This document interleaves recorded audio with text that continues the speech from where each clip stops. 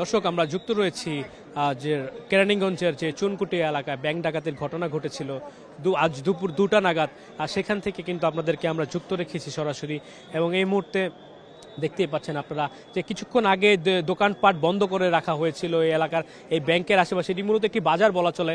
এই বাজারের যে দোকানগুলো ছিল সেগুলো বন্ধ ছিল এবং দোকানিরা কিন্তু আমরা দেখতে পাচ্ছি যে তাদের দোকানগুলো আবার আস্তে আস্তে খুলতে শুরু করেছেন। বলা চলে যে ঘটনাস্থল কিন্তু আবার অনেকটাই স্বাভাবিক হতে শুরু করেছে এবং সেনাবাহিনীর ব্যাপক সদস্য এখানে মোতায়েন রয়েছে। তারা কিন্তু ঘটনার যে স্থলের যে নিরাপত্তা সেটি নিশ্চিত কাজ করছে এবং উৎসুক যে জনতার ভিড় ছিল, যে ঢল ছিল এখানে, যাদের জন্য নিরাপত্তা বিঘ্নিত হওয়ার একটি শঙ্কা ছিল, তাদেরকে কিন্তু এখান থেকে সরিয়ে দেওয়া হয়েছে।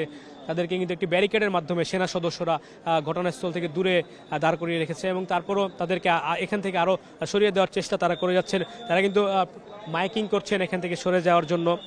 শুধুমাত্র আইন শৃঙ্খলা রক্ষাকারী বাহিনী এবং যারা সংবাদকর্মী রয়েছে আমরা তাদেরকে এখানে থাকার অনুমতি তারা দিয়েছেন।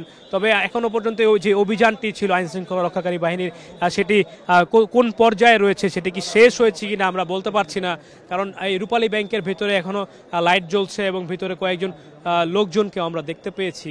হয়তো তারা ব্যাংকের কর্মকর্তা অথবা আইন শৃঙ্খলা রক্ষাকারী বাহিনীর কি হতে পারে। পুরোপুরি তাদের ভেতরে যে অভিযান সেটি সম্পন্ন হলে হয়তো ব্যাংকের কর্মকর্তা তাদেরকে বের করে নিয়ে আসা হবে এবং তারপর তাদের মুখ থেকে আমরা যে বাস্তব যে অভিজ্ঞতা তাদের সাথে হয়েছে সেটি আপনাদেরকে জানানোর চেষ্টা করব, তারা যদি আমাদের সাথে কথা বলে।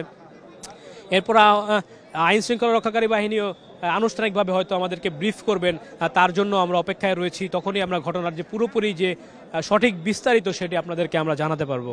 যে সেনাবাহিনীর একটি দল তারা কিন্তু এই জায়গাটি নিরাপত্তার স্বার্থে ঘিরে রেখেছে এবং ভিতরে কিন্তু তাদের এই অভিযান এখনো পর্যন্ত চলমান রয়েছে এবং তাদের অভিযান শেষ হওয়ার পরেই হয়তো সংবাদ মাধ্যমে আইন শৃঙ্খলা রক্ষাকারী বাহিনীর পক্ষ থেকে হয়তো ব্রিফিং করা হবে এবং আমরা তারই অপেক্ষায় রয়েছি কখন আসলে আমাদেরকে আনুষ্ঠানিকভাবে সবকিছু জানানো হবে এবং আমরা আপনাদেরকে জানাতে পারবো।